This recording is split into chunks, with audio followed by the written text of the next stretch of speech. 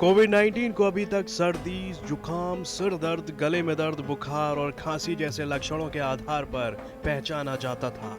लेकिन अब ऐसे भी मरीजों में कोरोना पॉजिटिव पाया जाने लगा है, जिनमें ऐसे कोई भी लक्षण नहीं पाए गए हैं। ऐसे मरीजों की पहचान कर पाना डॉक्टरों के लिए बड़ी चुनौती साबित हो रहा है, लेकिन जोधपुर आईआईटी के डॉक्टरों की टीम ने इस समस्या का हल निकाल लिया है।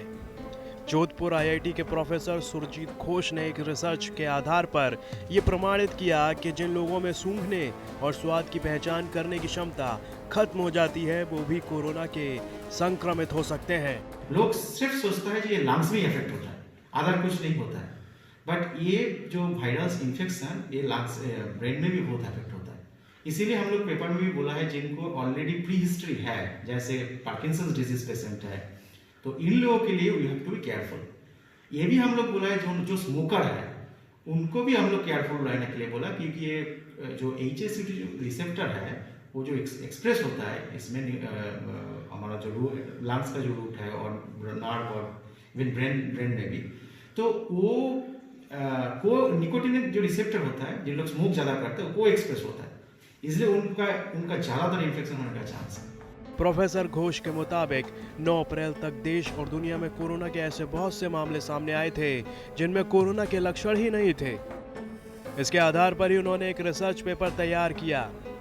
प्रोफेसर घोष बताते हैं कि अब तक ये धारणा रही है कि वायरस का असर फेफड़ों में ही होता है, लेकिन कोरोना वायरस मस्तिष्क पर भी असर डालता है और इससे केंद्रीय तंत्र भी प्रभावित होता है, जिसके चलते स्वाद, सूंघने और गंध की क्षमता खत्म हो जाती है। इस रिसर्च पेपर को अमेरिकन केमिकल सोसाइटी ने अपने न्यूरोसाइंस जर्नल में प्रकाशित भी किया है। भारत सरकार के साइंस एंड टेक्नोलॉजी विभाग ने इस शोध पत्र को मान्यता दी है। कोरोना वायरस की वैक्सीन को बनाते वक्त भी इस शोध पत्र की जानकारियों को ध्यान में रखा जाएगा। देखिए, जो रिसर्च पेपर पब्लिश हुआ है इधर से प्रोफेसर सुरजीत घोष, उनका काम है, उनका एक रिसर्च पेपर पब्लिश हुआ है। उन्होंने बता रहा है कि कोरोना का इफेक्ट और ब्रेन पे भी हो सकता है।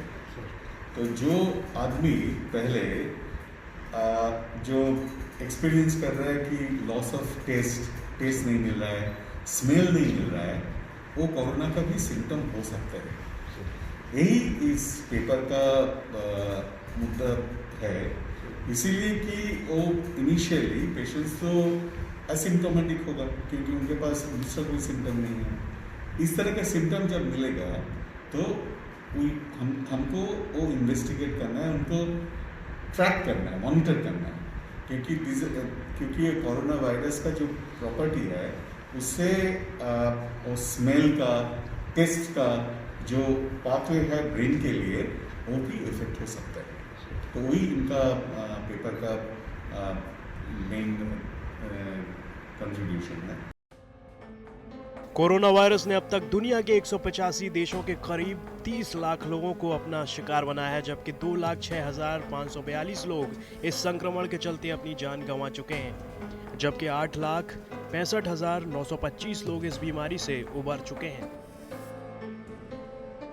जो लोग मस्तिष्क से जुड़ी पार्किंसंस जैसी बीमारियों से ग्रस्त हैं या फिर जिनकी प्रतिरोधक क्षमता है, ऐसे लोगों को खास सावधानी बरतने की जरूरत है, क्योंकि ऐसे लोग आसानी से संक्रमण का शिकार हो जाते हैं। राजस्थान तक के लिए जोधपुर से अशोक वर्मा की रिपोर्ट।